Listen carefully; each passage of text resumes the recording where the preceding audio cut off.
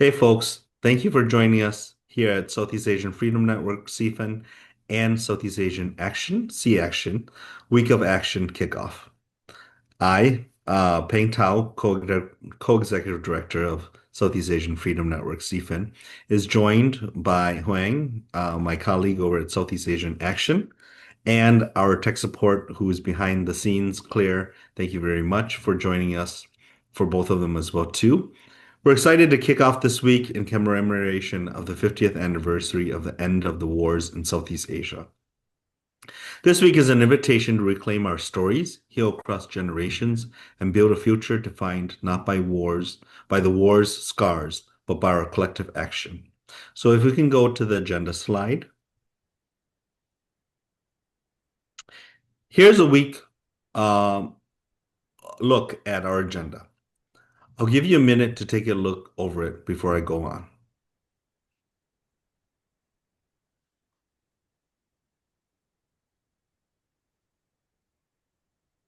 SEAFN and SEACtion are organizing this week of action for many reasons. We could go to the week of action slide. First, we are highlighting our local strength as well as our national collective power.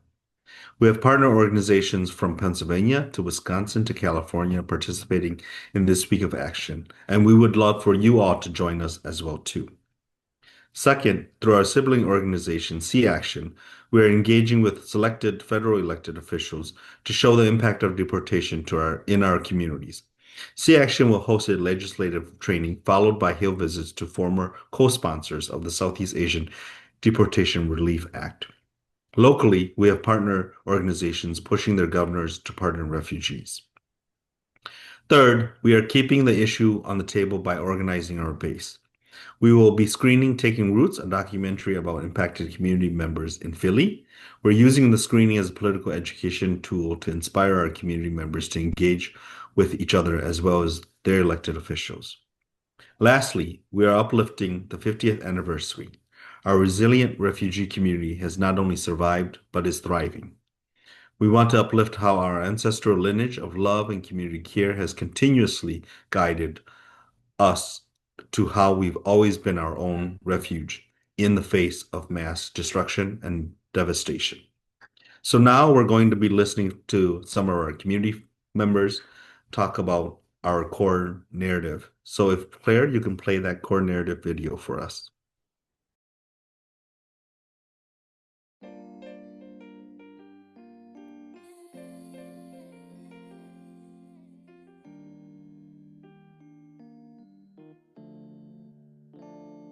When times get hard, you don't know what to do. Are still scarred from the things you've been through. Families torn apart from these April 2025 marked the 50th anniversary of the end of the wars in Southeast Asia. And looking back on these past 50 years, we celebrate our community's resilience as refugees.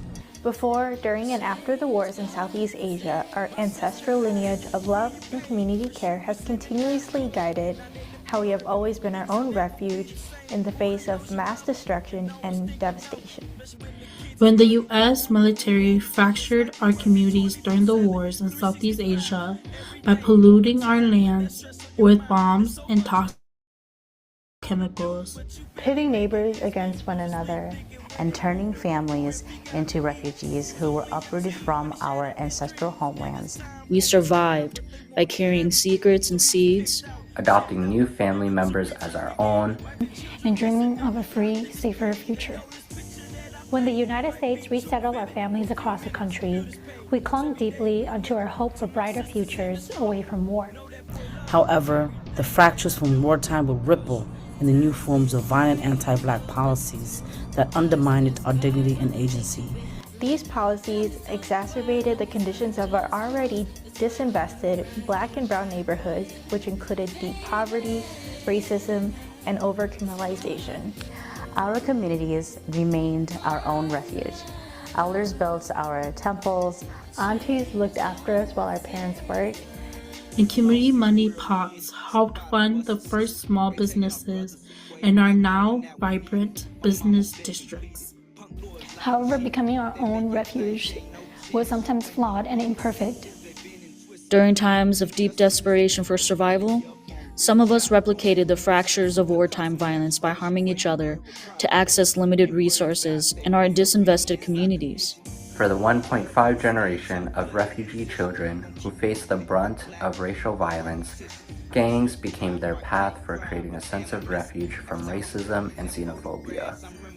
Those of us who chose to fight out of survival are now being severely punished by the American policing, prison, and immigration systems for their mistakes and poor decisions. The 1.5 generation who was disproportionately swept into the school-to-prison pipeline as children and now face the injustices of double punishment through ICE detention and deportation as adults and elders. Today, impacted community members living under the threat of deportation continue to remind us of our community's ancestral wisdom of care and love. Now, as parents, uncles, aunties, grandparents, and beloved community members, they have become visionary world builders, paving the futures and paths for healing for their elders and for their children and descendants, even when facing the threat of permanent separation from their loved ones. Even though sometimes flawed and imperfect, we celebrate how across generation, every person in our community has played a role in stabilizing our communities after experiencing so much despair. In every single approach, our community's resilience is driven by the fire and authenticity that is innate to our community, rooted in our determination to take care of one another through whatever means possible. As we look towards the next 50 years beyond, we know that our refugee community is more than wars, but we also seek repair from the U.S. government for ongoing fracture it has continued to cause our community. This repair is necessary. It is a necessary step toward our healing, the healing of the earth and our ancestral homeland from the pollutions from bombs and toxic chemicals, and the healing of our 1.5 generation community members facing 20 years of violence at the hands of the prison system and ICE through deportation. Now we have an opportunity to do so through the Southeast Asian Relief and Responsibility Campaign. That will create policy changes that will repair the fractures caused to our communities by wartime and violent U.S. policies. By uniting across ethnic groups and generations to grow our local power, we will show Congress who we truly are. A vibrant, compassionate, resilient community who believes that all of us deserve dignity, agency, and the self-determination to advocate for long-needed change. When we win SEAFN, we will finally create a true pathway for healing for our communities.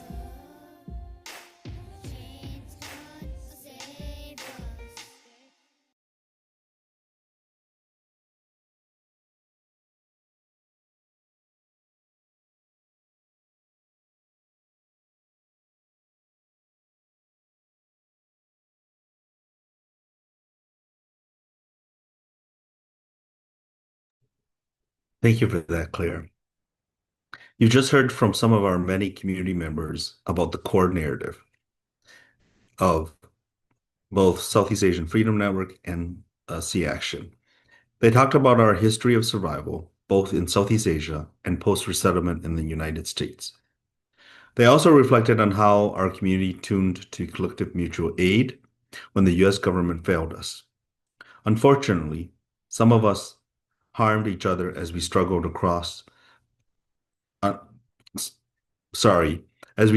access limited resources in our devastated communities. We got swept into the school-to-prison pipeline as youths, and now we face the double punishment of ICE detention and deportation as adults and elders. As we look towards the next 50 years, SEAFN and SEAFN wants to envision a world based on transformational justice rather than punitive justice. Through our Southeast Asian Relief and Responsibility Campaign, or better known as SEAR campaign, we are fighting for policy changes via SEAFN and social and political and economic conditions through SEAFN that will rebuild the fractures that have caused our communities by wartime and violent U.S. policies. When we win SEAR, we will finally create a true pathway for healing for our communities. Lastly, I would be remiss not to mention the Trump administration's recent bombing of Iran and continued support for Israel's genocide against the Palestine people. As survivors of war and genocide, Asians will not be silent while the U.S. empire trades in death to consolidate power. We know the cost is never paid by the people in power. It's paid in blood by civilians, the working class people, children, women, and queer folks, and the elderly in Iran, in Palestine, and in Southeast Asia, and here at home in the U.S. The U.S. military budget in 2025 is 849.8 billion, while our communities are suffering from divestment in education, healthcare, and housing, along with many other issues. We are calling on our young people and our people to organize, to resist, and to say with clarity and courage, no war on Iran, no genocide in Palestine, U.S. out of everywhere, fund life, not death, and permanent transformative healing for our Southeast Asian community. At this moment, I would like for you all to please take a moment to join me in a collective breath, to let our bodies sit in rich history, the rich and vast history of the last 50 years of our people, and to prepare our bodies for our continued fight for our collective liberation from now and into 50 years forward.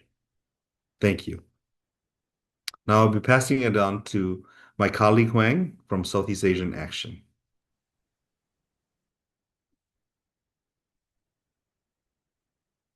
Thanks, Peng. So I would like to chat a little bit about our social media campaign that will be happening during the National Week of Action. The goal of the social media campaign is to shift the dominant narrative, to bring awareness to our Southeast Asian Relief and Responsibility campaign, and to advocate for local, statewide, and national policy. Each day we have a different topic that we want to amplify, from uplifting local actions to appealing to Southeast Asian governments, and then finally to reaching out to your federal elected officials. Uh, if you have any issues accessing any of the documents that Claire will shortly drop into the group chat, please shoot me an email at huang@seaction.org. And then I'll drop my email into the chat.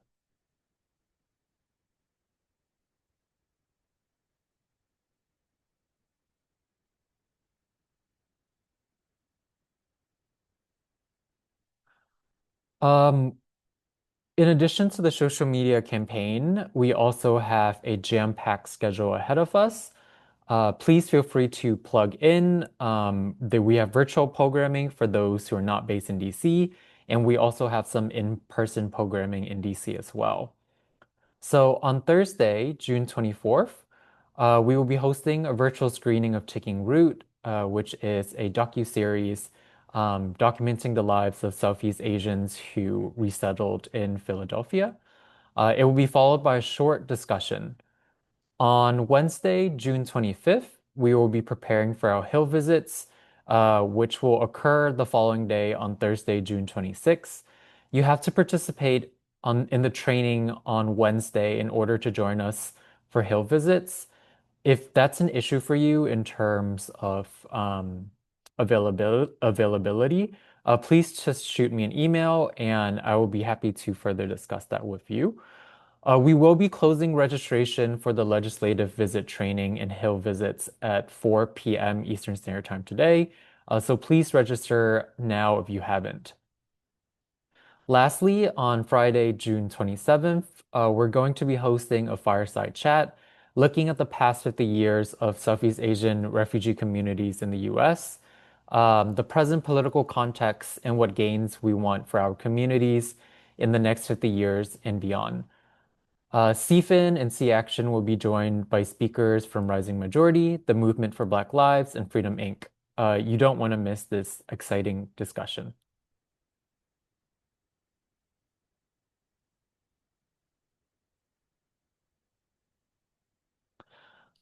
As I mentioned in our overview of the week of action, we'll be doing legislative visits. So, what are the purpose of the Hill visits, anyways? So, we at SEAFN are meeting with former co-sponsors of the Southeast Asian Deportation Relief Act, or SEDRA, to ask for their continued support in an upcoming reintroduction of the bill this upcoming fall. The purpose of meeting with our elected officials is that we want to strengthen existing relationship with supporters and build pressure for electeds who haven't taken a stance or iffy on the bill, so that they have to respond to their community's demands. We also want to uplift the other legislative bill talked within the Southeast Asian Relief and Responsibility, or SEAR campaign, which include bills related to providing relief for Agent Orange, removing unexploded ordinances, and rolling back harmful immigration law. Claire, can you take a moment to share the video about our shared values, please?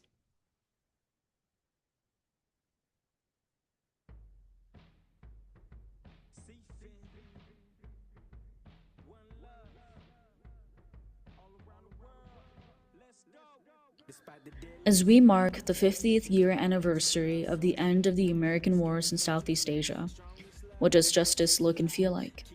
It means self-determination, where our community has the right and ability to take care of our ancestral land, and we take responsibility for the abundance of its resources. It means building local power. We believe in putting our people in charge of decisions that affect our lives. The communities most impacted should lead the way by developing strong leadership, a clear vision, and practical strategies for what we truly need. We imagine and work toward a safe and connected community, one that goes beyond what we've been taught is possible. At the heart of the vision are shared values of safety, love, and joy for everyone. We also work towards systems of accountability that respect the dignity of all people, including those who have caused harm, so that our community can heal and grow together. It means our community is our refuge.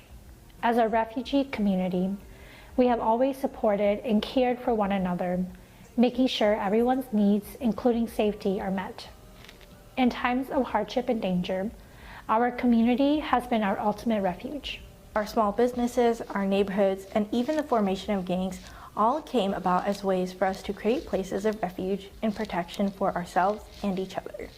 It means dignity. We put the needs of refugee and immigrants at the center of our community. It means we recognize and respect the full humanity of people who were formerly incarcerated, understanding that everyone has complexities and contradictions. In our community, everyone deserves to be seen with dignity. It means agency, being rooted in our communities while having the freedom to migrate wherever we choose. Finally, it means healing. Healing is about the U.S. taking responsibility for the harm done to our communities and working to make things right. It means freeing our people both here in the US and in Southeast Asia from the lasting impacts of harmful US policies. It also means healing the earth from the damage caused by imperialism, war, and colonialism. A key part of healing is bringing families back together who have been separated by deportation, so that we can repair what has been broken and move forward together.